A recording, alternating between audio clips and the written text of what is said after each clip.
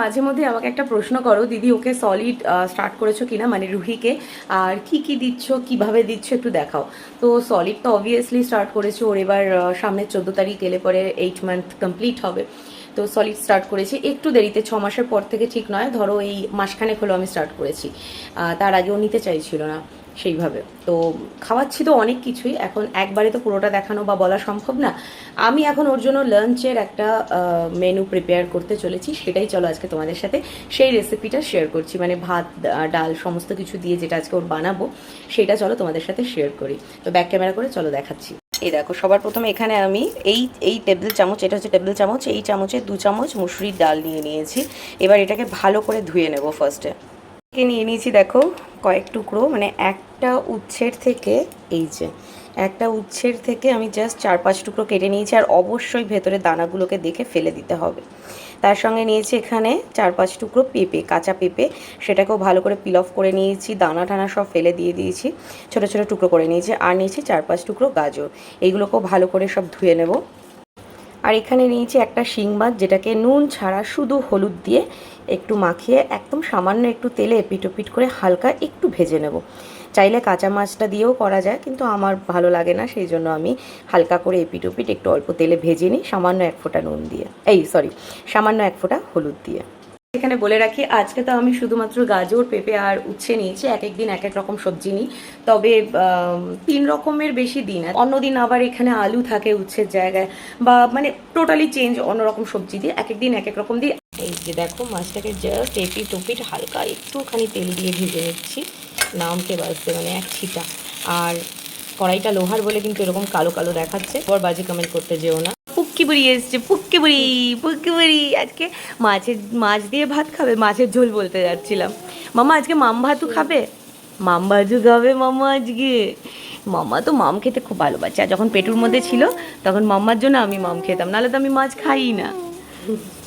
নিচ্ছি মামা, তুমি একটু দাদার করে থাকো, আমি তোমার ভাতটা করে নিচ্ছি, ঠিক আছে? তারপরে নাই নাই করবো আমরা, নাই নাই করবো তেলু মেখে। হ্যাঁ, আমাদের জন্য যে ভাত রান্না হয়েছে সেখান থেকেই নিয়ে নিচ্ছি 1.5 হাতা পরিমাণে ভাত। চাইলে ডাইরেক্ট চাল দিয়েও করা যায়, কিন্তু আমি এই ভাতটাই নিয়ে নিই, আর আলাদা করে চাল নিই না। এই যে 1 হাতা পুরো, আর এই 1/2 হাতা। আর এটা কিন্তু দুবেলার জন্য বানাচ্ছি, রুহি এবেলাও খাবে আবার রাতেও ডিনারে খাবে। দিয়ে দিচ্ছি এই যে 2 চামচ পরিমাণে ডাল, যেটা ধুয়ে রেখেছিলাম। শিং মাছ দিয়েছি, অন্যদিন শিং মাছের জায়গায় চিকেনও থাকে, বা অন্য কোনো মাছ থাকে, মানে রুই বা কাতলা মাছের পেটি থাকে। দেখো, এইটা হচ্ছে আমার 1 লিটারের প্রেশার কুকার, এর থেকে ছোট প্রেশার কুকার আমি খুঁজে আর পাইনি। তো এটার মধ্যেও এইটা যখন রান্না করি না, একদম তলায় পড়ে থাকে, এর থেকেও কম যদি রান্না করি তাহলে সেটা ভালো মতো হতে চায় না। তো সেই জন্য একেবারে দুবেলাটা একবারে করে রাখি। এর মধ্যেই সব সবজিগুলো দিয়ে দিলাম। আচ্ছা বলি, তোমরা অনেকে জিজ্ঞেস করতে পারো যে ডালটা দিদি তাহলে রান্না করা ডাল কেন দিচ্ছ না, কাঁচা দিচ্ছ যেখানে ভাতটাই করছো। তো সেখানে বলে রাখি, ডালের মধ্যে তো নুন হলুদ দিয়ে সব কিছু দিয়ে রান্না হয়ে যায়, তো সেই জন্য আমি সেই ডালটা ইউজ করি না, একদম ডাল ওকে দিই। আর ভাতের মধ্যে তো নুন হলুদ কিছু পড়ে না, যেহেতু নুনটা আমি ওকে এখন দিই না, তো সেই জন্যই এটা বললাম যে ভাতটা দিয়ে দিই, বাট ডালটা আমি ওকে কাঁচা ডাল দিই। আর এক্ষেত্রে আরেকটা কথা বলে রাখি, যতটা পরিমাণ রান্না হয় ততটা কিন্তু ও দুবেলাতে মানে যে খেয়ে নেয় তা নয়, কারণ সেখান থেকে অনেকটা খাবার নষ্টও হয়, ওকে খাওয়াতে গিয়ে ফেলে, বা বাটিতে মানে কি বলবো, এটাকে যখন ব্লেন্ড করি তখন কিছুটা মিক্সির বাটিতে নষ্ট হয়ে যায়। তো এই সমস্ত করে যতটা রান্না করা হয় তার মধ্যে থেকে দেখা যায় হয়তো 70% ওকে দিচ্ছি, 30% নষ্টই হচ্ছে, না খেয়ে ফেলে দিয়ে দেয়, এটা ওটা করে নষ্ট হয়। সামান্য একটুখানি হলুদ দেবো, দিয়ে দিচ্ছি এখানে আন্দাজ মতো জল, ব্যাস এই সব দিয়ে দিলাম।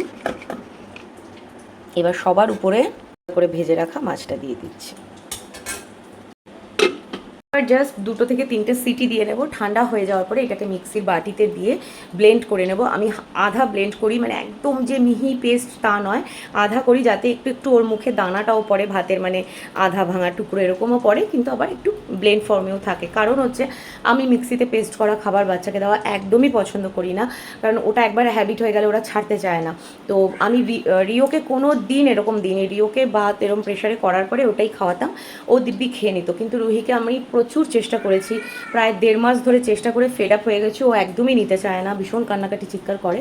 তো তারপরে ডাক্তারের সাথে কথা বললাম, উনি বললো যে তুই মিক্সিতে পেস্ট করেই দে, কিছুদিন কর, যখন মাসখানেক পরে অভ্যাসটা আবার আস্তে আস্তে পাল্টে দিবি, যখন ও খাওয়াটা খেতে শিখে যাবে, জিনিসটা খেতে চাইবে, তখন দেখো প্রেশার কুকারে 2টো সিটি ওঠার পরে যখন নিজে থেকে ভ্যাকুমটা রিলিজ হয়ে গেছে তখন ঢাকনা খুলে আমি একটু ফ্যানের তলায় রেখেছি ঠান্ডা হওয়ার জন্য।